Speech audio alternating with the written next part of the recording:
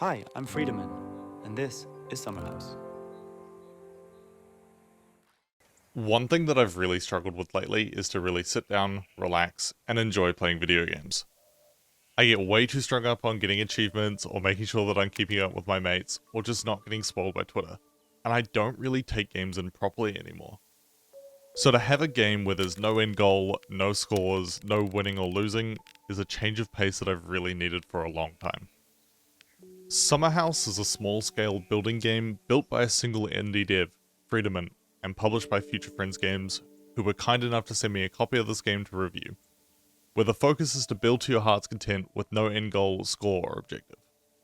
This game is a true sandbox that I haven't seen anything like in a long time. As a basic little overview, players can build houses in 4 different locations: the sea, the city, the mountains, or the desert, and are given a large set of blocks to build with. As you play the game more and try out different combinations of blocks, you can unlock new blocks that are variations of existing blocks and really help bring the world to life, like getting a roof piece with birds on top, a man standing by a vending machine, a kid in a ghost outfit, and more. In this video, I'm going to talk about how the game plays, how I felt about the game, and who I'd recommend this game to. At its core, the gameplay is so incredibly simple. You build houses by placing pieces in a grid layout, and you have control over their position, their depth, and their orientation. And that's pretty much it. At a first glance, having such a simple toolset seems like it could be detrimental to such a game.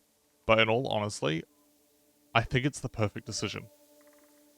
By giving players such a simple set of tools that are extremely easy to pick up, players can really let their creativity shine, and it puts focus on the player's desire to create, rather than getting bogged down in the minor details. Looking purely at the toolset, I had one very minor gripe, and that was with the grid system, as I couldn't get items quite lined up how I wanted to, and it made things feel slightly uneven. This doesn't negatively impact the gameplay in any way, or make the game any less fantastic than what it is. It was just minorly frustrating, as I wanted things to be perfectly symmetrical, and I couldn't achieve that. Where the game truly shines, though, is the huge amount of options you have for building. The majority of the options you have are available from as soon as you open the game, with the only unlockable pieces being the ones with people or animals. Giving players immediate access to the majority of the game's content at open is something that works really well. By doing this, it removes the need for grinding that so many cozy building games like this have, which only exists to keep you engaged with their games for longer. The only content in this game that you don't receive as soon as you open it is variations of pieces that include living creatures like cats, dogs, birds, or even people.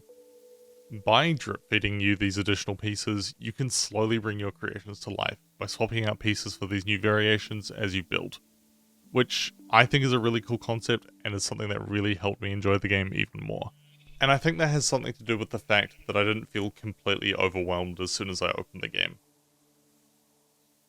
When selecting where to build, you have 4 different options, which are all very unique in their own way, as well as 3 different scenarios: day, night, and raining.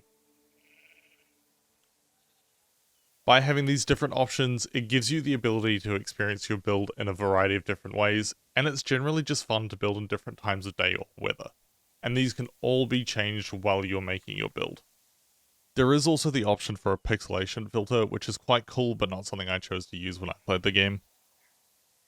The last minor detail which I thought was very cool is how you can press a button to see how you built your house in the span of about 5 to 10 seconds. There are a couple of minor changes I would make from a UI or UX perspective, with one being possibly a little more categorization to the different blocks, even if it's just roof tiles or doors, as I often struggled to find the pieces I was looking for. There are options to go through each window or door or roof, but you do have to click through to see each one, and if you accidentally skip past, you can't go back. This is quite cool, as you can see how each piece can fit into your build and allow you to quickly try different styles, but having a back button here would be so amazingly helpful, and would allow you to compare 2 different pieces very quickly, rather than having to cycle through the entire item set. These are very minor things though, none of the issues I had were game breaking or ruined my experience or enjoyment of the game.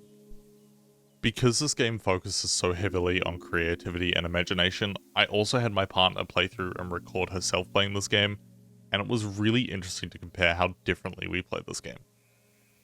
We both had a lot of fun with this game, and going back through the footage now and seeing how different our builds were was almost shocking.